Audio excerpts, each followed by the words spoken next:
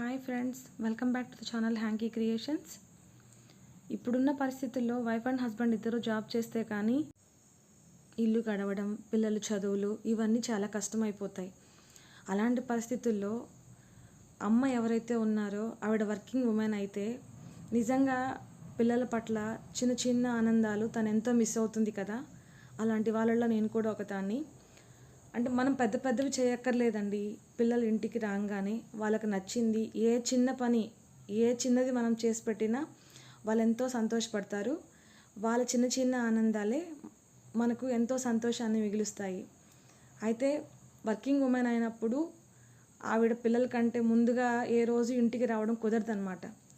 So అటువంటి పరిస్థితుల్లో ఏ ఒక్కరోజు మనకు లీవ్ దొరికినా, అంటే ఆ రోజు పిల్లలు స్కూల్కి వెళ్ళి మనం లీవ్ దొరికి ఇంట్లో ఉన్నప్పుడు ఖచ్చితంగా ఏ తల్లి అయినా కానీ ఈరోజు పిల్లలు స్కూల్కి వెళ్ళున్నారు కదా, మనం ఇంట్లో ఉన్నాం కదా, పిల్లలకి ఏదో ఒకటి చేసి పెడితే బాగుంటుంది, పిల్లలు రాగానే ఇది ఇష్టంగా తింటారు కదా అని చెప్పి ప్రతి ఒక్కరికి అనిపిస్తుంది.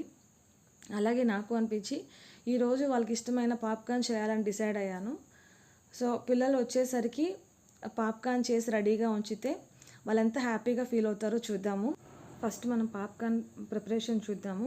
పాప్కార్న్ సీడ్స్ మనకు సూపర్ మార్కెట్స్లో అవైలబుల్లో ఉంటుందండి. అవి తీసుకొచ్చి కుక్కర్ పెట్టి, కుక్కర్లో అయితే మనకి ఈజీగా అయిపోతుంది.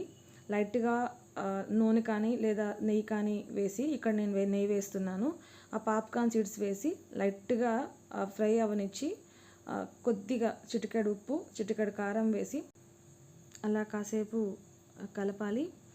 అలా కలుపుతూ ఉంటే కొద్దిసేపటికి అవి బాగా ఫ్రై అయ్యి వాటిలో నుంచి ఒక్కొక్కటిగా పాప్కార్న్ సీడ్స్ చిట్లుతూ మనకు పాప్కార్న్ తయారవడం మొదలవుతుంది.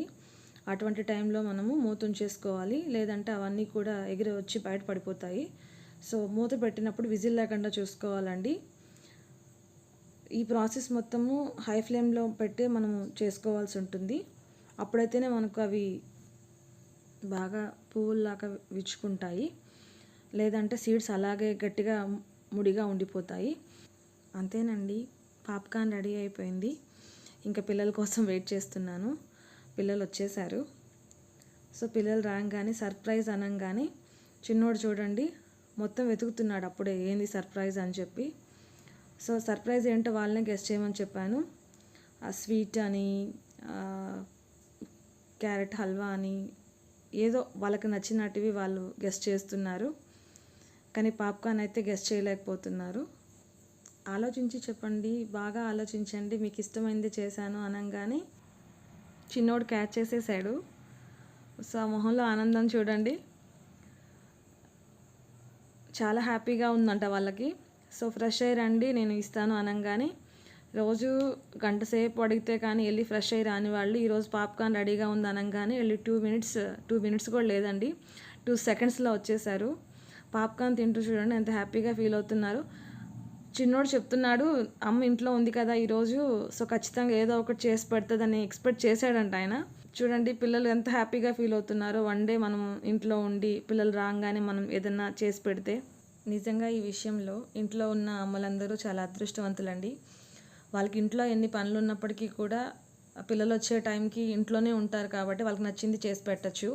సో ఇక మీదట మనం అందరం కూడా ఈ విధంగా ఏదో ఒకరోజు, కనీసం డైలీ కుదరకపోయినా ఒకరోజు హాఫ్ డే లీవ్ పెట్టుకొని వచ్చైనా పిల్లలకి నచ్చింది చేసి పెట్టి పిల్లలు స్కూల్ నుంచి రాగానే ఇచ్చి చూడండి, వాళ్ళు ఎంత హ్యాపీగా ఫీల్ అవుతారు. ఇలాంటి మరెన్నో వీడియోల కోసం తప్పకుండా లైక్ చేయండి, కామెంట్ చేయండి, షేర్ చేయండి, సబ్స్క్రైబ్ చేయండి. Thank you.